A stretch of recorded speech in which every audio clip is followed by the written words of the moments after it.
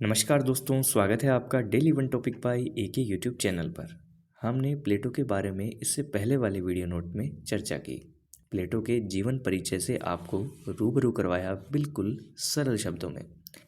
आप में से बहुत दोस्तों ने उस वीडियो में कमेंट बॉक्स में हमारी प्रशंसा भी की। उसके लिए आप सभी को बहुत बहुत धन्यवाद। किन्हीं दोस्तों ने हमें सुझाव भी दिए, आपके सुझावों पर भी ध्यान दिया जाएगा। इस वीडियो नोट में आप ऐसा कर सकते हैं, सुझाव भी दे सकते हैं, हमें अप्रिशिएट भी कर सकते हैं, हमें मोटिवेट भी कर सकते हैं। तो जैसा कि हम प्लेटो के बारे में बातचीत कर चुके, उसके सामान्य जीवन के बारे में हम बातचीत कर चुके, अब हम प्लेटो की रचनाओं से संबंधित, उसकी अध्ययन शैली से संबंधित इस वीडियो नोट में बातचीत करने वाले हैं। तो मुझे पक्का भरोसा है कि आप सभी तैयार हैं बातचीत करने के लिए, सुनने के लिए कि प्लेटो की इन रचनाओं की क्या खास बात है, कौन कौन सी रचनाएं महत्वपूर्ण हैं जो परीक्षा में बार बार पूछी जाती रही हैं। तो चलिए चलते हैं अपने पॉइंट पर, जिसमें हम प्लेटो के बारे में बातचीत करेंगे। हाँ, तो प्यारे दोस्तों, प्लेटो की प्रमुख पुस्तकों की यदि हम बात करते हैं तो प्लेटो की पुस्तकें लगभग, यदि हम संख्या में देखें तो प्लेटो की पुस्तकें कुछ इक्की दुक्की नहीं हैं दोस्तों। इनकी संख्या कहीं पर आपको 36 मिलेगी, कहीं पर आपको 38 मिलेगी, 36 या 38, ये हम मान सकते हैं। इतनी रचनाएं इन्होंने की, ठीक है। लेकिन इसमें से कुछ को प्रमाणित कर दिया गया। उन प्रमाणिक जो ग्रंथ हैं उनकी संख्या केवल और केवल कितनी हो जाती है, 28 हो जाती है।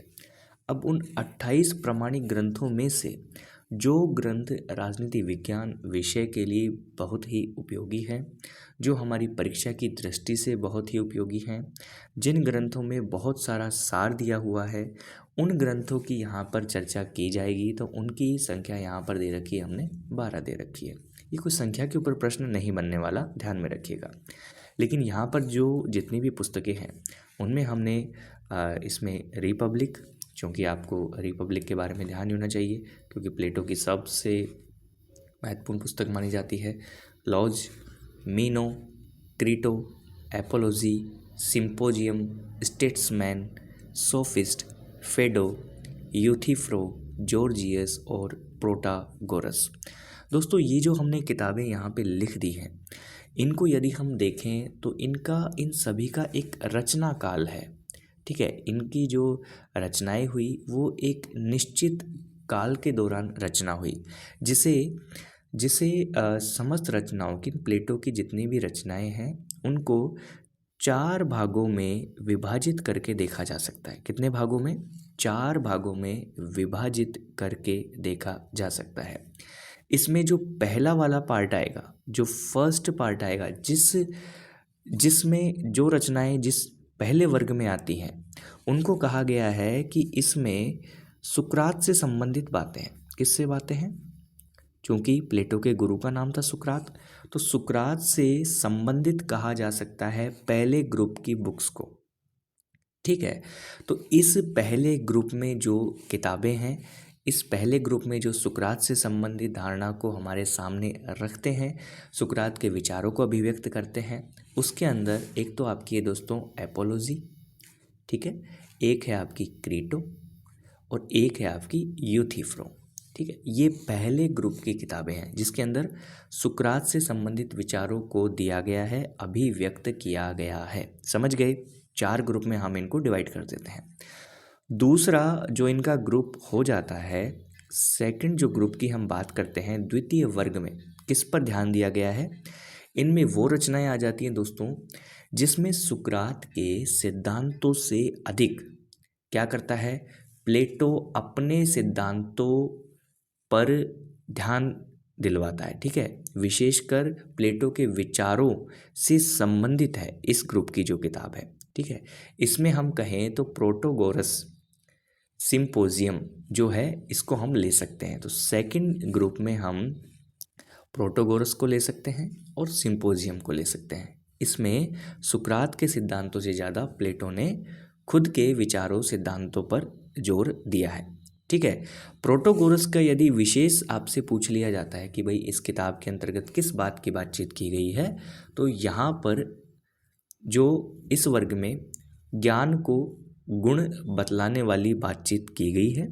सिंपोजियम के अंतर्गत कला और प्रेम पर प्रकाश डाला गया है। इसमें कला और प्रेम पर प्रकाश डाला गया है। इसमें ज्ञान को गुण के रूप में बताया गया है। ठीक है, तो सिंपोजियम और प्रोटोगोरस ये कौन सा वर्ग हो गया?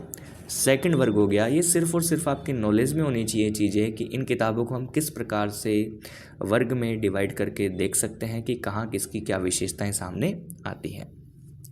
इसी दौरान जब हम आगे बढ़ते हैं तो देखिए, रिपब्लिक जो न्याय की विवेचना करती है, इस रिपब्लिक को भी सेकंड फेज में ही रखा जाता है। कौन से फेज में रखा जाता है? सेकंड फेज में ही रखा जाता है। ठीक है, अब देखिए, ये जितनी भी रचनाएं थी जो सेकंड फेज की थी, ये प्लेटो की जो दार्शनिक जो उसमें टैलेंट था, ठीक है, उनको दर्शाती हैं।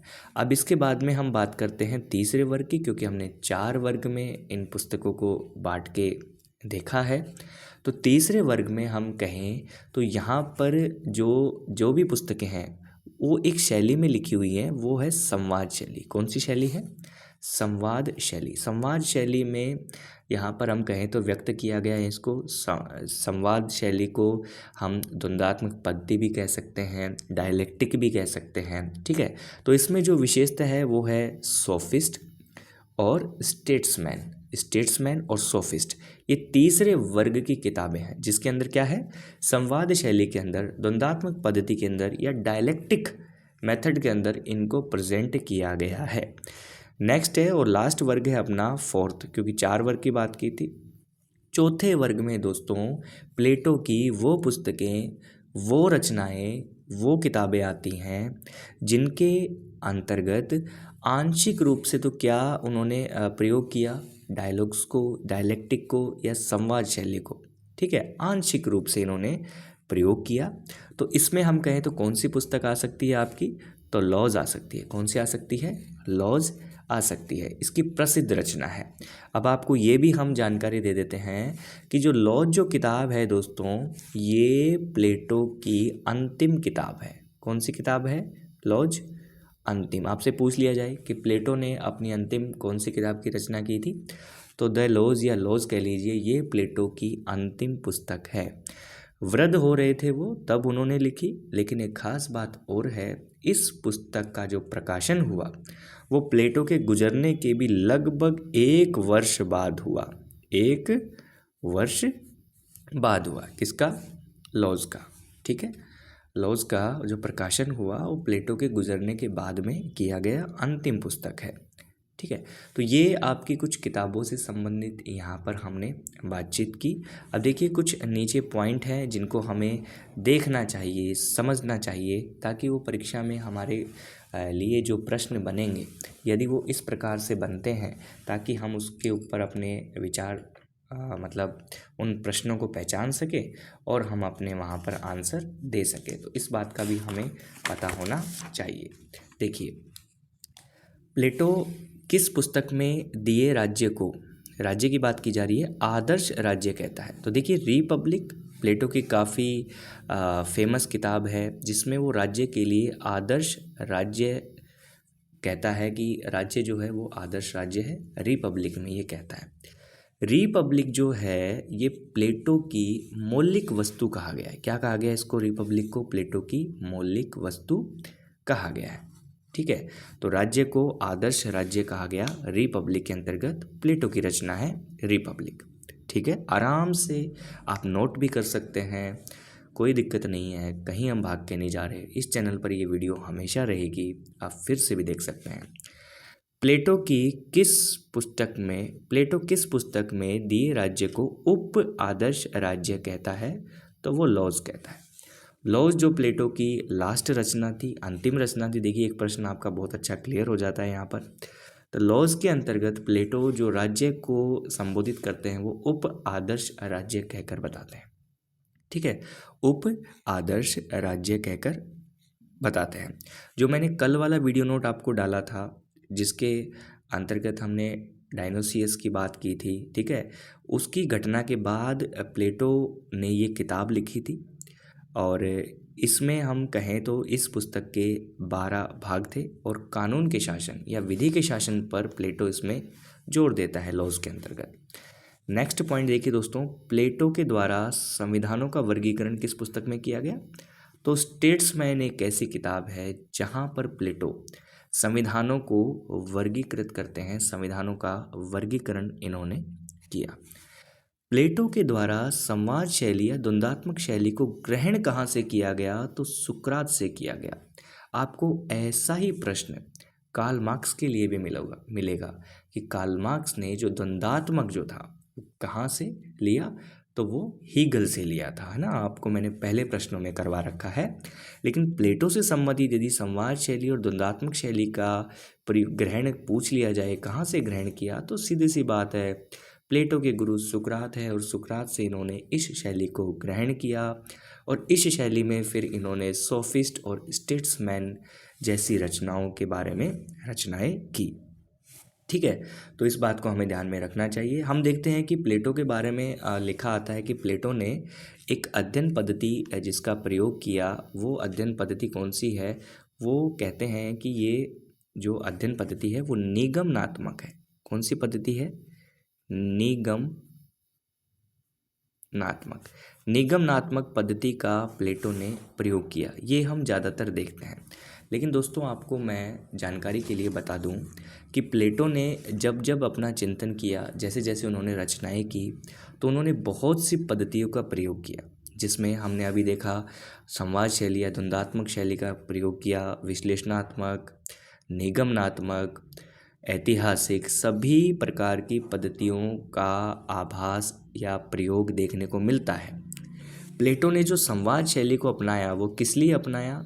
क्योंकि संवाद शैली जो है ये एक तरीके से बातचीत की शैली होती है। ठीक है, जैसे मैं आपसे बातचीत करूं, मैं आपसे तर्क वितर्क करूं, मैं आपसे प्रश्न उत्तर करूं, उसके आधार पर यदि हम किसी चीज़ के बारे में खोज करेंगे तो वो संवाद शैली के अंतर्गत आ जाएगा। ये शैली इन्होंने किससे ली थी?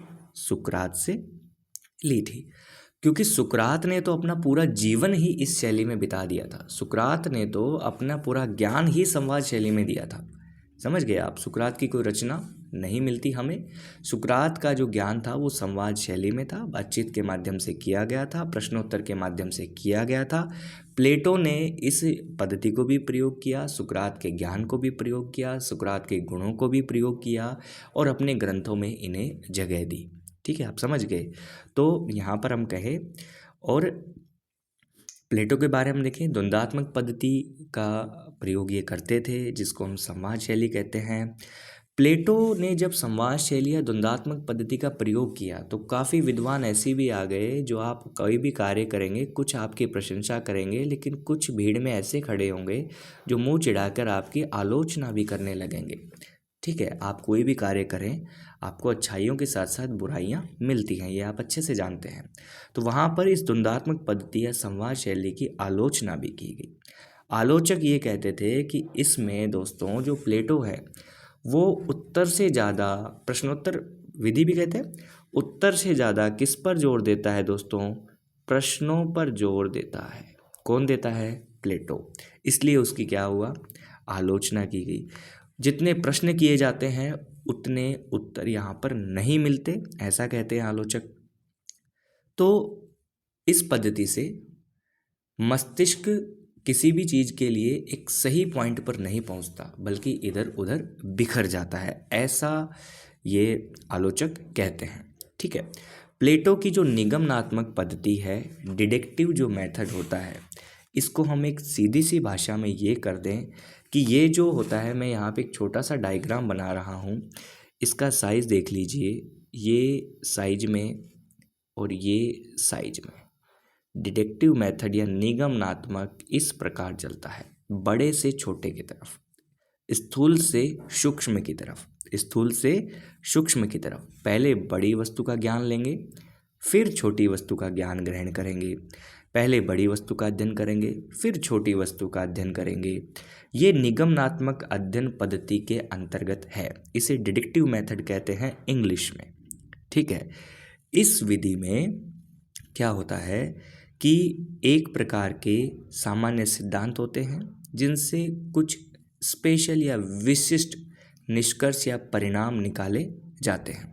ठीक है, तो प्लेटो ने अपने सुशासन के लिए, अच्छे शासन के लिए कुछ सिद्धांतों का प्रयोग किया और आदर्श राज्य में उन्होंने चित्रण भी किया, प्रयोग भी दर्शाया। ठीक, तो प्लेटो के बारे में ये स्पष्ट है कि चिंतन की उन्होंने किसी एक पद्धति का प्रयोग नहीं किया। हाँ, आपके प्रश्नों में ऑप्शन आ जाता है कि प्लेटो ने निम्न में से कौन सी पद्धति का प्रयोग किया, तो जहाँ तक संभावना रहती है आपको वहाँ पर निगमनात्मक अध्ययन पद्धति का ऑप्शन मिलेगा, तो आप वहाँ पर उसको टिक कर देंगे। ठीक है, लेकिन अब प्लेटो ने किसी एक पद्धति का प्रयोग नहीं किया, जबकि नेटलशिप विद्वान ये कहता है कि प्लेटो की पद्धति न तो आगमनात्मक है न निगमनात्मक है। ये एक प्रकार की क्रिएटिव या कह सकते हैं रचनात्मक पद्धति है।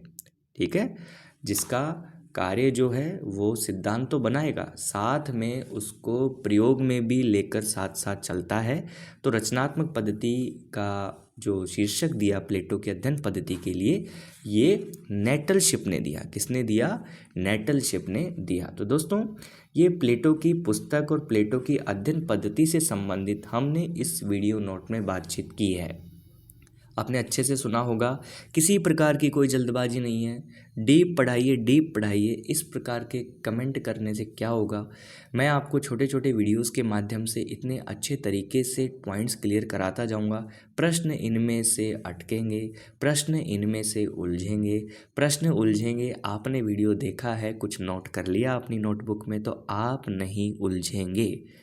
ठीक है, समझ गए? जो समय से शांतिपूर्वक तैयारी करते हैं उनका परीक्षा में बीपी नहीं बढ़ता।